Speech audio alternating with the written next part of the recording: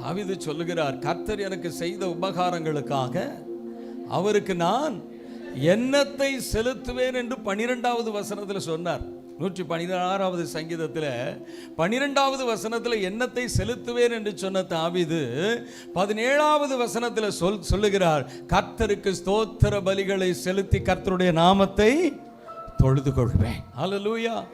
எண்ணத்தை செலுத்துவேன் என்று சொன்ன தாவீது சொல்லுகிறார், கர்த்தருடைய நாமத்துக்கு நான் எண்ணத்தை செலுத்துவேன், ஸ்தோத்திர பலி. எல்லாரும் சத்தமா வாய்களை திறந்து சத்தத்தை உயர்த்தி சொல்லுங்க. சத்தமா இயேசுப்பா உமக்கு ஸ்தோத்திரம் என்று சொல்லுங்க. ஆண்டவரே உமக்கு சத்தமாய் ஹல்லேலூயா. ஸ்தோத்திரமே ஸ்தோத்திரமே மறவாமல் செலுத்துகி. சத்தத்தை உயர்த்தி சொல்லலாம். ஸ்தோத்திரமே ஸ்தோத்திரமே மறவாமல் செலுத்துகிறே. உயிர் பிழைத்தேன் உதவி பெற்றேன், உயிர் உள்ளவரை துதிப்பேன். உயிர் பிழைத்தேன் உதவி பெற்றேன், உயிருள்ளவரை துதி. வாய்களை திறந்து மீண்டும் சத்தமா ஸ்தோத்திரமே ஸ்தோத்திரமே மறவாமல் செலுத்துகி. ஹல்லேலூயா.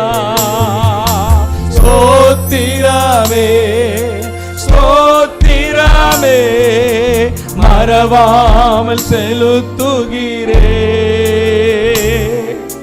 உயிர் பிழைத்தேன் உதவி பெற்றேன், உயிருள்ளவரை துதிப்பேன். உயிர் பிழைத்தேன் உதவி பெற்றேன், உயிருள்ள சந்தோஷமாய் ரெண்டு கரம் உயர்த்தி ஆஹா அல்லேலூயா ஆஹா அல்லேலூயா ஆஹா அல்லேலூயா ஆஹா அல்லேலூயா ஆஹா அல்லேலூயா ஆஹா அல்லேலூயா ஆஹா அல்லேலூயா ஆமென். ஹல்லேலூயா. தாவீது சொல்றார், அவர் செய்த உபகாரங்களுக்காக நான் எண்ணத்தை ஸ்தோத்திரங்களை செலுத்தணும். அதான் வேதம் சொல்லுகிறது. எல்லாவற்றிலும் நாம் கர்த்தருக்கு என்ன செலுத்தணுமா? வேதம் சொல்லுகிறது எல்லாவற்றிற்காகவும் எல்லாவற்றிற்காகவும் நான் கர்த்தர் என்ன செய்யணுமா? அதை தான் தாவீது உபகாரங்களுக்காக ஸ்தோத்திரம், கர்த்தர் செய்த நன்மைகளுக்காக ஸ்தோத்திரம், கர்த்தர் பாராட்டின கிருபைகளுக்காக நாம் கர்த்தருக்கு என்னத்தை செலுத்தணும். வேதத்தில் ஒரு வார்த்தை நீங்க வாசிப்பீங்கன்னா, எஸ்ராவின் புஸ்தகத்தில் வேதத்தில் வாசிக்கலாம். 7வது அதிகாரத்தில் 27வது வசனத்தில் வேதம் இப்படியாய் சொல்லுகிறது.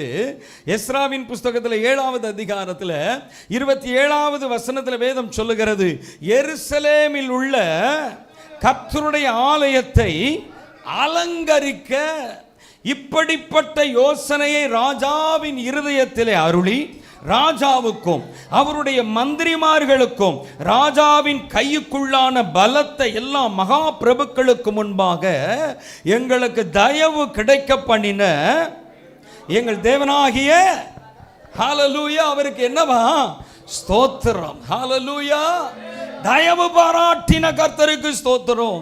கர்த்தருடைய தயவை பெற்றுக்கொண்ட நாம் கர்த்தருக்கு நாம் என்ன செலுத்தணும்? ஸ்தோத்திர. தயவு பாராட்டி இருக்கிறார். 46 ஆண்டுகளாக அருமையானது ஊழியத்திற்கு கர்த்தர் என்ன செய்திருக்கிறார்? தயவு பாராட்டி இருக்கிறார். ஆமென்.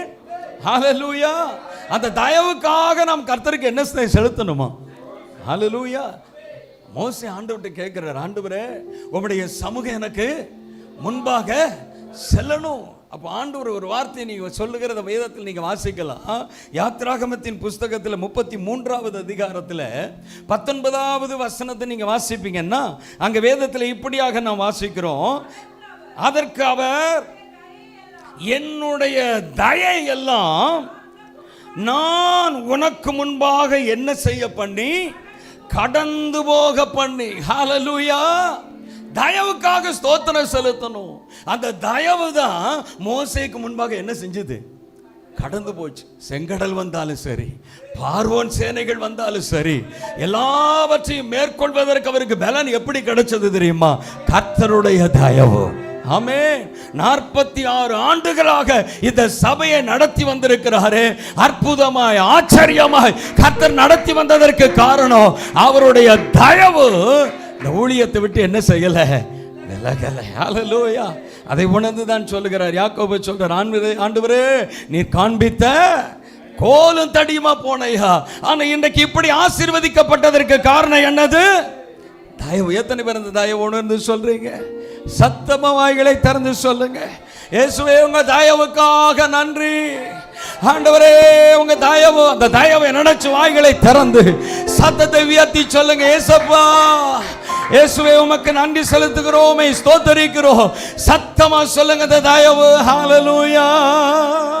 இயேசுவே உம்முடைய தயவுக்காய். அநாதி ஸ்நேகத்தா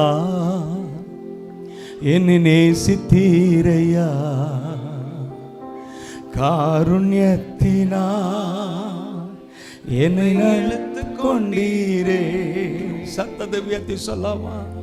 நடத்தி வந்த பாதைகளை நினைக்கும் போதெல்லாம் கண்ணீரோடு நன்றி சொல்லி துதிக்கிறேனையா. கரம் கொட்டி பாடலாம். நடத்தி வந்த பாதைகளை நினைக்கும் போதெல்லாம் நன்றியோடு நன்றி சொல்லி துதிக்கிறேனையா. உங்க அன்பு பெரியது, உங்க இரக்கம் பெரியது, உங்க கிருபை பெரியது, உங்க தயவு பெரியது.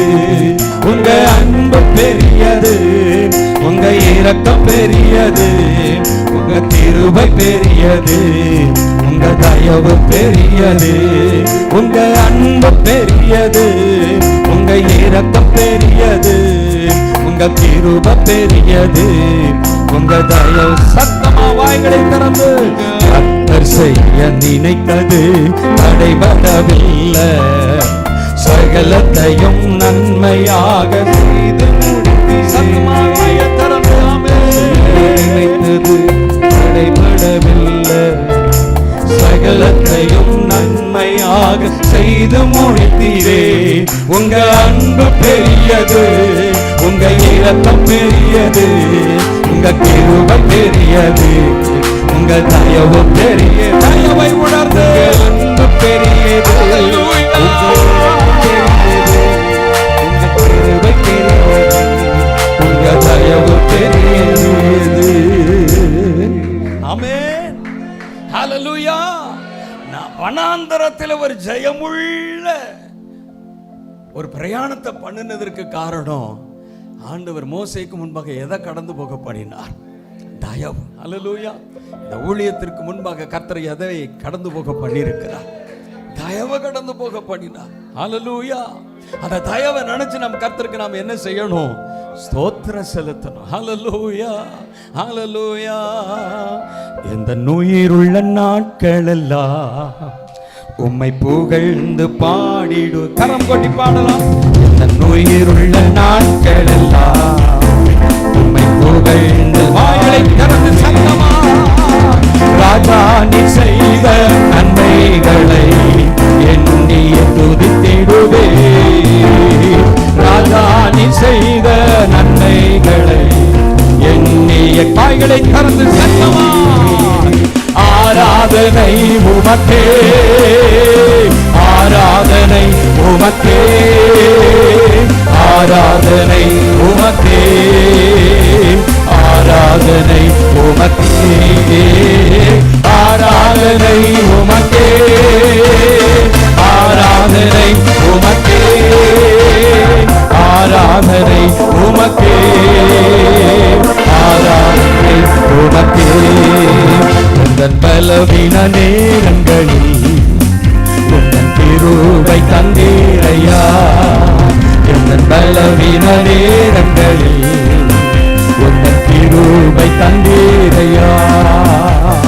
இயேசு ராஜாய நாமே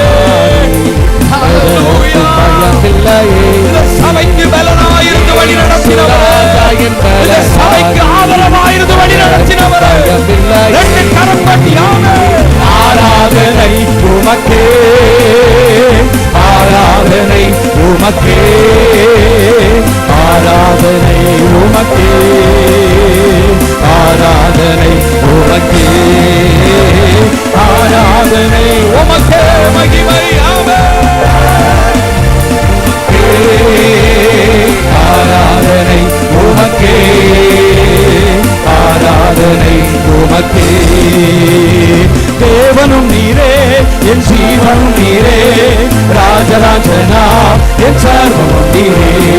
தேவனும் நீரே, என் ஜீவனும் நீரே, ராஜராஜனா என் சர்வமும் நீரே.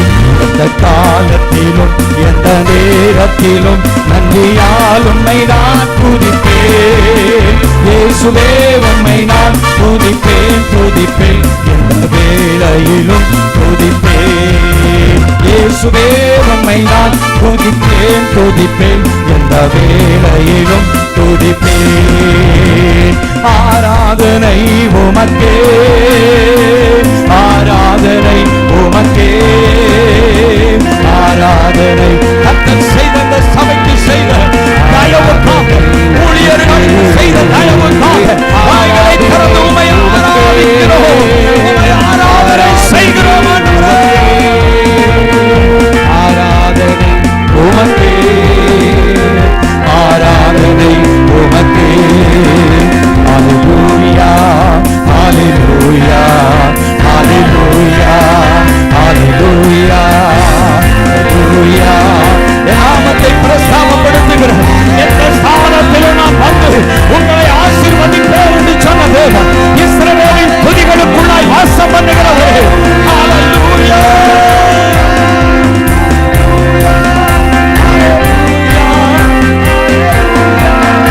ஹல்லேலூயா.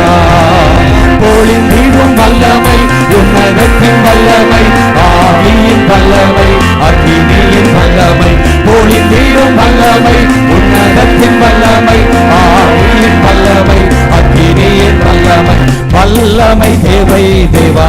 ஆமென், ஆமென், ஆமென். வல்லமை ஆராதிக்கிற ஒவ்வொருவரை நிரப்புவீராக, உம்முடைய வல்லமையால் நிரப்புவீராக. சாலமோன் ஆலயத்தை நிரப்பின தேவன் மகிமை இந்த ஆலயம் முழுவதுமாக பொழிந்திடும் வல்லமை, உன்னதத்தின் வல்லமை, ஆவியின் வல்லமை, அக்கினியின் வல்லமை. பொழிந்திடும் வல்லமை, உன்னதத்தின் வல்லமை, ஆவியின் வல்லமை, அக்கினியின் வல்லமை. பொழிந்திடும் வல்லமை, உன்னதத்தின் வல்லமை, ஆவியின் வல்லமை. ஆலயம் முழுவதுமாக, ஆலயம் முழுவதுமாக தேவனுடைய அக்கினி இப்போது ஊற்றப்படுவதாக. ஒவ்வொருவரையும் ஒவ்வொருவரையும் சாலமோன் ஆலயத்தை நிரப்பின அந்த தேவன் மகிமையாக ஒவ்வொருவரையும் நிரப்பட்டப்பா, நிரப்பட வல்லமை, மகிமை நிரப்பட்டு, மகிமை நிரப்பட்டு, மகிமை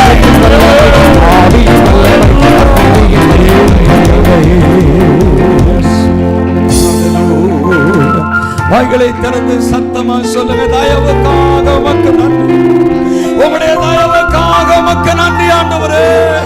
இயேசுவே உம்முடைய தயவுக்காய் ஸ்தோத்திரம். 46 ஆண்டுகளாக 3 வருடங்களாக இந்த புதிய ஆலயத்தின் மகிமையை நாங்கள் கண்டிருக்கிறோம். ஆச்சரியமாய் நீர் நடத்தினதற்காக உமக்கு ஸ்தோத்திரம். இந்த புதிய வருஷத்திலும் தேவ கிருபையின் கரம் இந்த ஊழியத்தோடு கூட இருக்கட்டும். வேதம் சொல்லுகிறது, வருஷத்தின் துவக்கம் முதல் வருஷத்தின் முடிவு மட்டும் உன் தேவனாகிய கர்த்தருடைய கண்கள் அதன் மீது வைக்கப்பட்டிருக்கும். ஆண்டவரே, இந்த வார்த்தையின்படியாய் உம்முடைய கண்கள் எப்போதும் ஆலயத்தில் இருக்கட்டும். ஆண்டவரே, நடத்துவீராக. முற்றிலும் நம்முடைய கரத்தில் எங்களை தாழ்த்துகிறோம். இயேசு கிறிஸ்துவின் நாமத்தில் பிதாவே, ஆமென். ஹல்லேலூயா, ஹல்லேலூயா. கர்த்தர் பாராட்டின அந்த தயவை நினைத்து நாம் கர்த்தருக்கு என்னத்தை செலுத்தணும்? ஸ்தோத்திரத்தை செலுத்தணும். ஆமென். மோசேக்கு முன்பாக அந்த தயவை கர்த்தர் என்ன செய்ய பண்ணினார்? கடந்து போக பண்ணினார். அந்த தயவு மோசேக்கு முன்பாக கடந்து போனபடியினால் தான் செங்கடலில் நிற்க முடியல, பார்வோனின் சேனைகளில் நிற்க முடியல. இந்த ஊழியத்திற்கு விரோதமாக எத்தனையோ பார்வோனின் ஆவிகள் எழும்பின பொழுதும் அவைகளெல்லாம் நிர்மூலமாக்கப்பட்டதற்கு ஒரே ஒரு காரணம், கர்த்தருடைய தயவு. ஆமென். ஹல்லேலூயா, ஹல்லேலூயா. அந்த தயவு இந்த சபையை நடத்தி இருக்கிறது. தொடர்ந்து அந்த தயவினால் கர்த்தர் இந்த சபையை நடத்துவார். இந்த சபைக்கு முன்பாக, ஊழியக்காரருக்கு முன்பாக கர்த்தர் தம்முடைய தயவை எல்லாம் கர்த்தர் கடந்து போக பண்ணுவார். ஆமென். ஹல்லேலூயா. கர்த்தர் ஆசீர்வதிப்பாராக. கர்த்தருடைய நாமம் மகிமைப்படுவதாக. இன்றைக்கும் நாம் வேதத்திலிருந்து சில வார்த்தைகளை தியானித்து நாம் கர்த்தருடைய சமூகத்தை நோக்கி பார்க்கலாம். ஓசியா 14வது அதிகாரம் 4வது வசனத்தை நாம் எடுத்து வாசிக்கலாம்.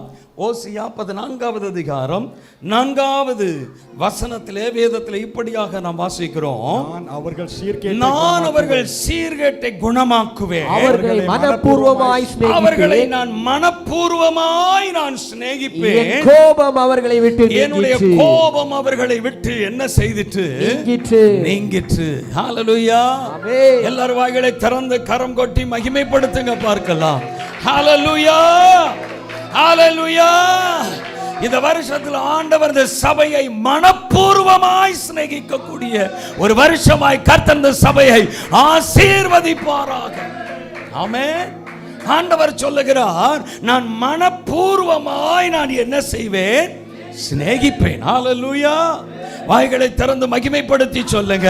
இந்த சபையில் உள்ள ஊழியரை, இந்த சபையில் உள்ள விசுவாச குடும்பங்களை ஆண்டவர் இந்த வருஷத்தில் அவர் மனப்பூர்வமாய் அவர் சிநேகிப்பார். அவர் மனப்பூர்வமாய் சிநேகிப்பார். அவருடைய கோபம் எல்லாம் அவர்களை விட்டு நீங்கிற்று என்ற வார்த்தையின்படி எல்லா கோபங்களும் மாறி நம்முடைய தேவன் இந்த சபையை மனப்பூர்வமாய் சிநேகிப்பார். ஹல்லேலூயா, ஹல்லேலூயா. இந்த உலகத்தில் எல்லா அன்பை விட ஒரு பெரிய அன்பு உண்டானால் அது யாருடைய அன்பு சொல்லுவாங்க? தாயினுடைய அன்பு சொல்லுவாங்க. ஹல்லேலூயா. வேதம் சொல்லுகிறது, தாயானவள் தன் கற்பத்தின் பாலகனை மறப்பாளோ? ஹல்லேலூயா. ஆண்டவர் சொல்றாரு, அவள் மறந்தாலும் நான் உன்னை என்ன செய்ய மாட்டேன். ஹல்லேலூயா. இந்த உலகத்தில் எல்லாரும் சொல்லுகிற அன்பு தாயினுடைய அன்பு. ஆனா ஆண்டவர் சொல்லுகிறார், இந்த தாயின் அன்பை விட இந்த வருஷத்தில் நான் உங்களை சிநேகிக்கிறதை ஹல்லேலூயா நான் காண்பிப்பேன். ஆமென். ஹல்லேலூயா. அவர் எப்படி சிநேகிப்பாரா? நம்மை மனப்பூர்வமாய் சிநேகிப்பார். ஆமென். மனப்பூர்வமாய் நம்ம மீது அன்பு பாராட்ட போகிறார். வேதத்தில் ஒரு வார்த்தை நீங்க வாசிப்பீங்கன்னா, வெளிப்படுத்தின விசேஷத்துல 3வது அதிகாரத்தை நீங்க வாசிப்பீங்கன்னா 9வது வசனத்துல வேதத்துல இப்படியாக நாம் வாசிக்கலாம். வெளிப்படுத்தின விசேஷத்துல 3வது அதிகாரத்துல 9வது வசனத்தை நீங்க வாசிங்க. இதோ யூதர் அல்லாதிருந்தும், இதோ யூதர் அல்லாதிருந்தும் தங்களை யூதர் என்று பொய் சொல்லுகிறவர்களாகிய, தங்களை யூதர் என்று பொய் சொல்லுகிறவர்களாகிய சாத்தானுடைய கூட்டத்தாரில் சிலரை உனக்கு கொடுப்பேன். இதோ அவர்கள் உன் பாதங்களுக்கு முன்பாக வந்து பணிந்து நான் உன்மேல் அன்பாய் இருக்கிறதை அறிந்து கொள்ளும்படி செய்வேன். ஆமென். கர்த்தர் இந்த வருஷத்துல அவர் மனப்பூர்வமாய் சிநேகிக்கிறதை சத்துருக்கள் அறிந்து கொள்ளும்படி செய்வார். ஹல்லேலூயா. கர்த்தர் நம்ம மேல் அன்பாய் இருக்கிறதை, இந்த சபையை கர்த்தர் சிநேகிக்கிறதை, ஊழியக்காரரை கர்த்தர் சிநேகிக்கிறதை, இந்த குடும்ப ஊழியக்காரரின் மீது, இந்த சபையின் மீது கர்த்தர் அன்பாய் இருக்கிறதை இந்த இடத்தில் உள்ள யூதர் அல்லாதவர்களும் அவர்கள் அறிந்து கொள்ளும்படி நான் உங்களை சிநேகிப்பேன் என்று கர்த்தர் சொல்லுகிறார். ஹல்லேலூயா, ஹல்லேலூயா, ஹல்லேலூயா. எத்தனை பேர் நம்பிக்கையோடு சொல்றீங்க? எத்தனை பேர் விசுவாசத்தோடு அங்கீகரித்து சொல்றீங்க? இந்த வருஷத்துல கர்த்தர் செய்ய போகிறார். இந்த வருஷத்துல அதை காண போகிறீர்கள். கர்த்தர் உங்கள் மேல் அன்பாய் இருக்கிறதை உங்களுக்கு விரோதமாக எழும்புகிற சத்துருக்கள் அறிந்து கொள்ளும்படி செய்வார். ஹல்லேலூயா, ஹல்லேலூயா. வேதம் சொல்லுகிறது, அநேகர் கண்டு பயந்து நடுங்குவார்கள். ஆமென். கர்த்தர் உங்களை சிநேகிக்கிறதை அநேகர் கண்டு பயந்து நடுங்கும்படியாய் வேதம் சொல்லுகிறது, அவர் உனக்கு முன்பாக வந்து பணிந்து கொள்வார்கள். சத்துருக்கள் உங்களுக்கு முன்பாக வேதம் சொல்லுகிறது, அவர்கள் இச்சகம் பேசி அடங்குவார்கள். ஹல்லேலூயா. எத்தனை பேர் நம்பிக்கையோடு ஆமென் சொல்றீங்க? இந்த வருஷத்துல உனக்கு விரோதமாய் உருவாக்கப்படுகிற எந்த ஆயுதங்களும் வாய்க்காதே போகும். உங்கள் மேல் அன்பா இருக்கிறதை என் தேவன் அறிந்து கொள்ள செய்யக்கூடிய ஒரு வருஷமாக இந்த வருஷத்தை என் தேவன் உங்களை ஆசீர்வதிப்பார். மனப்பூர்வமாய் சிநேகிக்கிறதை இந்த வருஷத்துல காண செய்ய போகிறார்.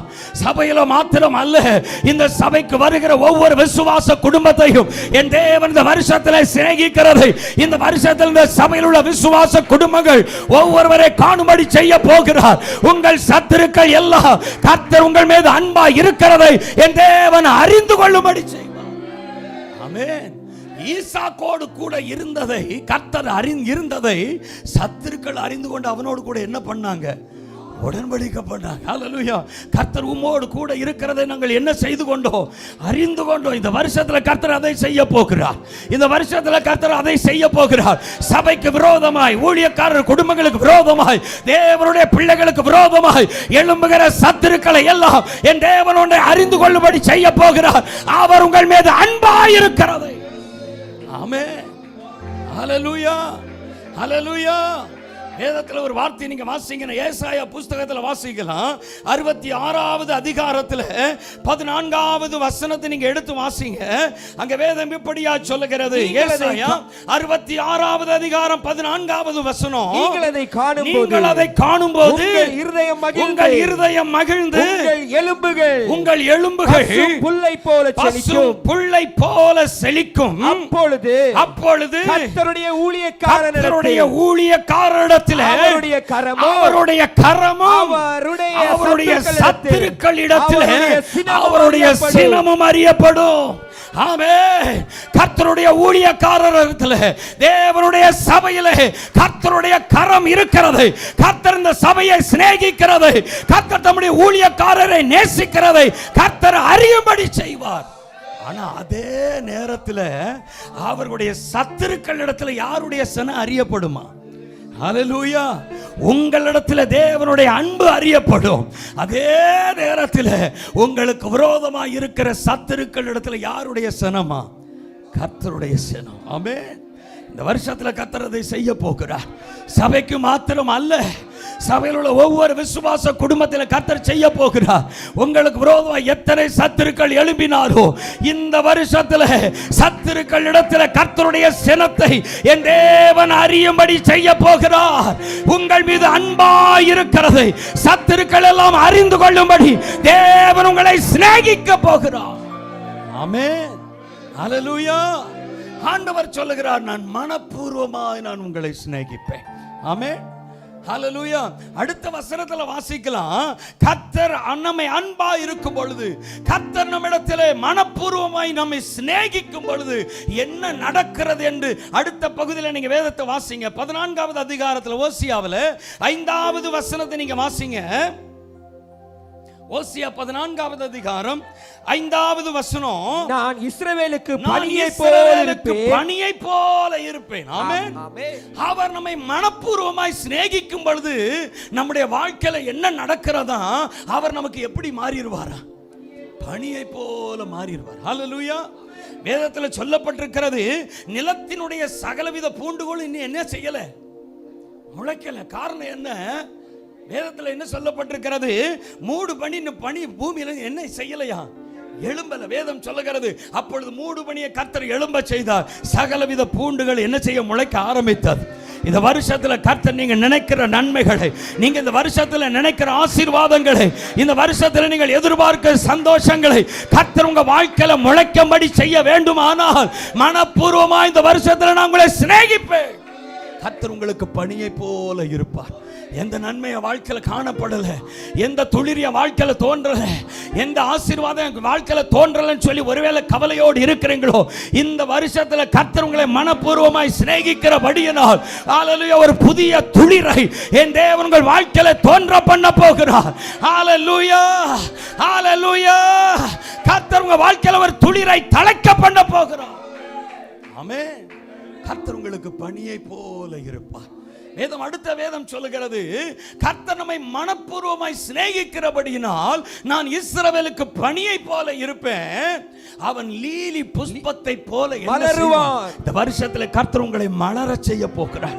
இந்த வருஷத்துல கர்த்தர் உங்களை மலர செய்ய போகிறார். உங்க பிள்ளைகளை கர்த்தர் மலர செய்ய போகிறார். இந்த சபையை கர்த்தர் மலர செய்ய போகிறார்.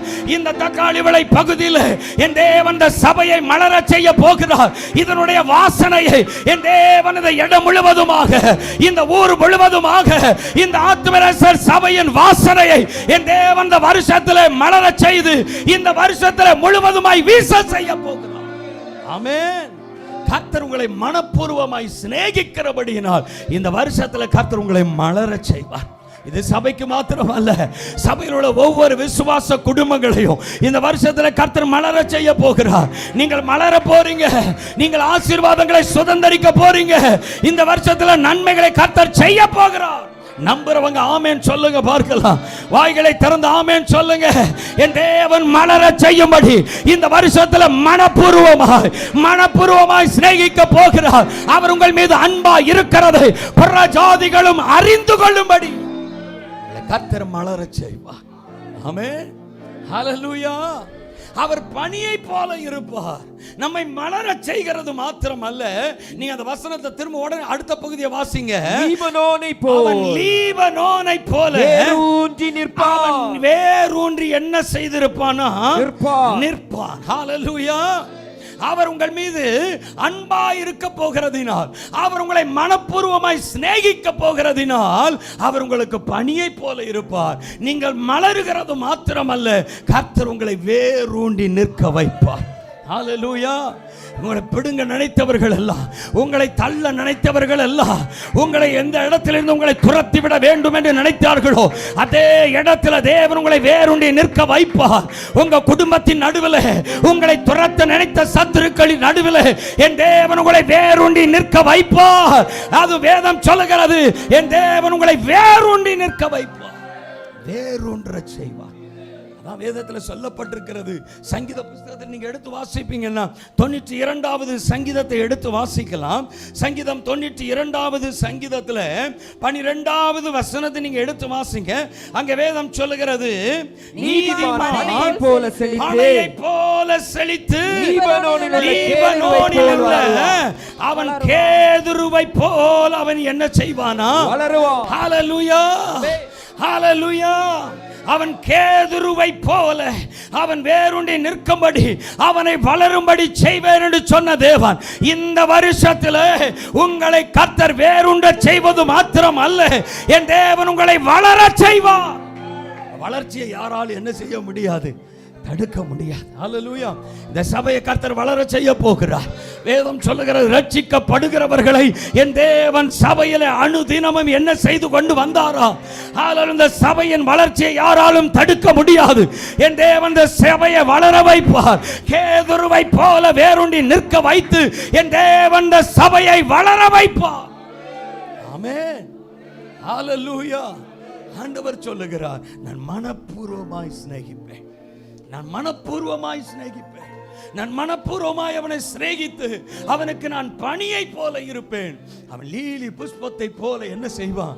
வளருவான். ஹல்லேலூயா. அவன் கேதுருவை போல அவன் எப்படி நிற்பானா? வேரூன்றி. ஆமென். உங்களை வளரும்படி செய்வார். ஹல்லேலூயா. நீங்க தொடர்ந்து நீங்க வாசிப்பீங்கன்னு சொன்னா அந்த ஓசியா 14வது அதிகாரத்தில் 6வது வசனத்தை நீங்க வாசிங்க. அவன் கிளைகள் ஓங்கி படரும், ஓங்கி படரும். அவன் அலங்காரம் ஒலிவ மரத்தினுடைய அலங்காரத்தை போலவும், ஒலிவ மரத்தினுடைய அலங்காரத்தை போலவும், அவனுடைய வாசனை, அவனுடைய வாசனை லீபனோனுடைய வாசனை போலவும் இருக்கும், வாசனை போலவும் இருக்கும். அவனில் குடி அவனை அவன் நிழலில் குடியிருக்கிறவர்கள் நிழலில் குடியிருக்கிறவர்கள் திரும்புவார்கள். அவர்கள் திரும்புவார்கள். தானிய விளைச்சலைப் போல தானிய விளைச்சலைப் போல செழித்து திராட்சை செடிகளைப் போல செடிகளைப் போல படருவார்கள்.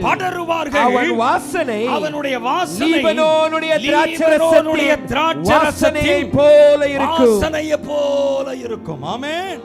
கர்த்தர் மனப்பூர்வமாய் சிநேகிக்கிறபடியினால் அங்க வேதம் சொல்லுகிறது, அவனுடைய நிழலில் குடியிருக்கிறவர்கள் என்ன செய்வார்களாம்? திரும்புவார்கள். ஆமென். இந்த சபையிலுடைய நிழலுக்கு அநேகரை கர்த்தர் திரும்பும்படி செய்வார். ஹalleluya. அநேகர் இந்த நிழலுக்கு திரும்பி ஓடி வருவாங்க. இந்த இடத்தில் இருளில் இருக்கிற ஜனங்கள் பெரிய வெளிச்சத்தை கண்டார்கள் என்ற வேத வார்த்தையின்படி அநேகர் இந்த நிழலுக்கு திரும்பும்படி ஹalleluya இந்த சபையை கர்த்தர் ஆசீர்வதிப்பார். ஆமென். இந்த சபையை ஒரு நிழலாய் இந்த இடத்துல வைக்க போகிறார். இந்த சபையை ஒரு நிழலாய் வைக்க போகிறார். வெயிலுக்கு நிழல் ஹalleluya ஒதுங்கும் நிழலை போல இந்த சபையை கர்த்தர் இந்த இடத்துல ஒரு நிழலாய் மாற்ற போகிறார். வேதத்தில் அடுத்த வசனம் சொல்லுகிறது, 9வது வசனத்துல, இவைகளை உணரத்தக்க ஞானமுள்ளவன் யார்? இவைகளை கிரகிக்கத்தக்க புத்தி உள்ளவன் யார்? புத்தி உள்ளவன் யார்? கிரகிக்க முடியாத காரியங்களை கர்த்தர் அந்த சபையிலே கர்த்தர் செய்ய போகிறார். உணர முடியாத அளவிற்கு வேதம் சொல்லுகிறது, ஹalleluya என்னை நோக்கி கூப்பிடு, நீ அறியாததும் எட்டாததுமான உணர முடியாத பெரிய காரியங்களை, கிரகிக்க முடியாத பெரிய காரியங்களை இந்த சபையின் மூலமாய் கர்த்தர் செய்யும்படியாய் ஆண்டவர் சொல்லுகிறார். இந்த சபையை நான் மனப்பூர்வமாய் சிநேகிப்பேன். ஆமென். ஹalleluya. கிரகிக்க முடியாத, உணர முடியாத, ஆராய்ந்து முடியாத, அதனால தான் யோபு சொல்லுகிறார், ஆராய்ந்து முடியாத பெரிய ஹalleluya எண்ணி முடியாத அதிசயங்களை எல்லாம் அவர் இந்த சபையின் மூலமாய் நிச்சயமாய் செய்வார். ஹalleluya. 4வது வருஷத்தை கர்த்தர் இந்த சபைக்கு இப்படிதான் ஆசீர்வதித்து கொடுக்க போகிறார். மனப்பூர்வமாய் சிநேகிக்க போகிறார். ஹalleluya. அவர் இந்த சபையின் மீது அன்பா இருக்கிறதை எல்லாரையும் அறிந்து கொள்ளும்படி செய்கிற ஒரு வருஷமாய் என் தேவன் இந்த சபையை கர்த்தர் மாற்றுவார். ஆமென். ஹalleluya. ஹalleluya. ஹalleluya. ஆகவே ஆண்டவர் சொல்லுகிறார், இந்த சபையை நான் மனப்பூர்வமாய் சிநேகிப்பேன். ஹalleluya. இந்த சபையை கர்த்தர் மனப்பூர்வமாய் அவர் சிநேகிக்கும் பொழுது என்ன நடக்கிறதா? வேதத்துல ஒரு வார்த்தை நீங்க வாசிங்க, அதே புத்தகத்துல 4வது வசனத்தை திரும்ப வாசிங்க. நான் அவர்கள் சீர்கேட்டை குணமாக்குவேன், அவர்களை மனப்பூர்வமாய் சிநேகிப்பேன். அவர்களை மனப்பூர்வமாய் சிநேகிக்கிறேன். என் கோபம் அவர்களை விட்டு நீங்கிற்று. அவர்களை விட்டு என்ன செஞ்சிட்டான்? ஆமென். ஹalleluya. அவர் நம்மை மனப்பூர்வமாய் சிநேகிக்கிறபடினால் அவருடைய கோபம் எல்லாம் நம்மை விட்டு என்ன செஞ்சிட்டான்? எத்தனை பேர் இருதயத்தில் கையை வச்சு நம்பிக்கையோடு சொல்றீங்க, இந்த வருஷத்துல ஹalleluya என் மீது, என் குடும்பத்தின் மீது, என் பிள்ளைகள் மீது கர்த்தர் எந்த கோபமும் இல்லாதபடி ஹalleluya அந்த கோபத்தை எல்லாம் என் குடும்பத்தை விட்டு, என் பிள்ளைகளை விட்டு நீக்குகிற ஒரு வருஷமாய். ஆமென். ஹalleluya. இந்த சபை ஆண்டவர் மனப்பூர்வமாய் சிநேகிக்கிறபடியினால் இந்த சபைக்கு வருகிற ஒவ்வொரு குடும்பத்தின் உள்ள கோபத்தை எல்லாம் கர்த்தர் நீக்குகிற ஒரு வருஷம். ஆமென். ஹalleluya. இந்த கோபத்தை குறித்து மோசே சொல்லும் பொழுது ஒரு வார்த்தையை சொல்லுகிறதை நாம் வாசிக்கிறோம். நீங்க அதற்கு முன்பாக அவருடைய சிநேகத்தை குறித்து மோசே சொல்லும் பொழுது சங்கீதம் 90வது சங்கீதத்தில் நீங்க கடைசி வசனத்தில் அதுல 9வது வசனத்தை நீங்க வாசிங்க. எங்கள் நாட்கள் எல்லாம் உம்முடைய கோபத்தால் போய்விட்டது. ஒரு கதையை போல எங்கள் வருஷங்கள் கழித்து போட்டோம். எங்களுடைய நாட்களை நாங்கள் என்ன செய்து போட்டோம்? கழித்து போட்டோம். ஹalleluya. அந்த கோபத்தை குறித்து மோசே சொல்லுகிறார், அந்த கோபத்தினாலே எங்களுடைய நாட்கள் எல்லாம் எப்படி போய்விட்டது. ஹalleluya. ஒருவேளை இதுவரைக்கும் உங்க வாழ்க்கையில ஒரு கதையை போல உங்க வாழ்க்கை கழித்து போயிருக்கலாம். ஆனா இந்த 4வது வருஷத்துல இந்த சபையில் உள்ள ஒவ்வொரு விசுவாச குடும்பத்தையும் என் தேவன் ஆசீர்வதிக்க போகிறார். ஆமென். என் பிள்ளைகளுடைய வாழ்க்கை ஒரு கதையை போல கழிந்துட்டு, என் குடும்பத்தில் உள்ளவர்களுடைய வாழ்க்கை ஒரு கதையை போல கழிந்துட்டு, ஒருவேளை கர்த்தருடைய கோபம் உங்களுக்கு விரோதமாக இருக்குமானால் இன்றைக்கு ஆண்டவருடைய சமூகத்தை பார்த்து சொல்லுங்க, ஆண்டவரே இந்த சபையை சிநேகிக்கிறது போல என்னையும் என் குடும்பத்தை நீர் மனப்பூர்வமாய் சிநேகி